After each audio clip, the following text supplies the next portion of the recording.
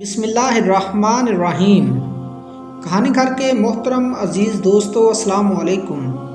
سومناتھ کا مندر اتنا بڑا تھا کہ ہندوستان کے سب راجے اس کے لیے جاگیریں وقف کرتے تھے، اپنی بیٹیوں کو خدمت کے لیے وقف کرتے تھے جو کہ ساری عمر کنواری رہتی، اور انہیں دیو داسیاں کہا جاتا تھا۔ ہر وقت 2000 برمن پوجا پاٹ کرنے کے لیے حاضر ہوتے اور 500 گانے بجانے والیاں خوبصورت عورتیں اور 300 قوال ملازم تھے۔ سومناتھ کے بت کی چھت 56 ستونوں پہ قائم تھی۔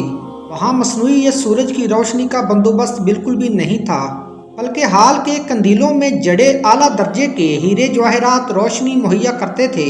اللہ کے دلاور سلطان محمود غزنوی بت شکن نے سونے اور چاندی کے چھوٹے چھوٹے بتوں کو روندنے کے بعد بادشاہ بت کے سامنے جا کھڑے ہوئے۔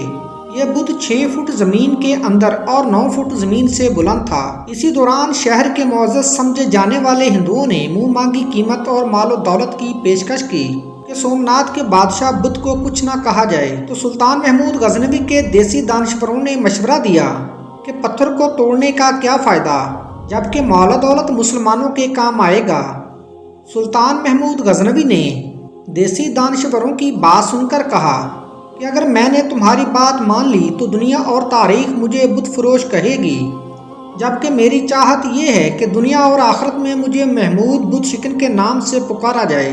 یہ کہتے ہی محمود بت شکن کی توحیدی غیرت جوش میں آئی اور ہاتھ میں پکڑا ہوا گر سومناتھ کو دے مارا۔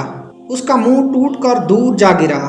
پھر سلطان کے حکم پہ اس کے 2 ٹکڑے کیے گئے تو اس کے پیٹ سے اس قدر بیش بہا قیمتی ہیرے جواہرات اور موتی نکلے کہ جو کہ ہندو معززین اور راجوں کی پیش کردہ رقم سے 100 گنا زیادہ تھے۔ سلطان محمود غزنوی نے وہ بت توڑا جو فتح مکہ سے 1 رات قبل بنو امیہ کے سردار نے کعبہ سے منتقل کروایا تھا کہ اسے سنبھال کے رکھنا، ہم لینے آئیں گے۔ وہ لینے تو نہ آ سکے، لیکن بنو ہاشم سے محمود غزنوی ضرور پہنچ گیا اس بت کو توڑنے۔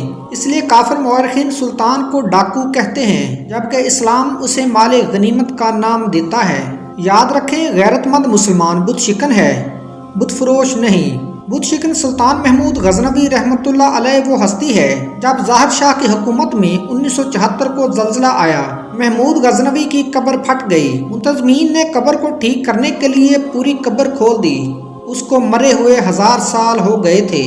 ان کی قبر میں عجیب منظر تھا، اس کا کفن تک میلا نہیں ہوا تھا۔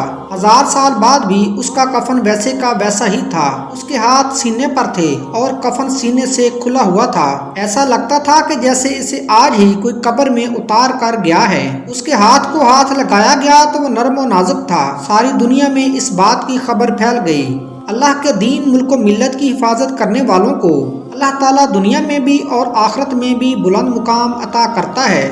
اللہ پاک ہم سب کو عمل نیک کرنے کی توفیق عطا فرمائے، آمین ثم آمین۔ محترم ناظرین، اگر آج کی ویڈیو آپ کو اچھی لگی ہو، ہمارے چینل کہانی گھر کو لائک، شیئر اور سبسکرائب کر دیجیے۔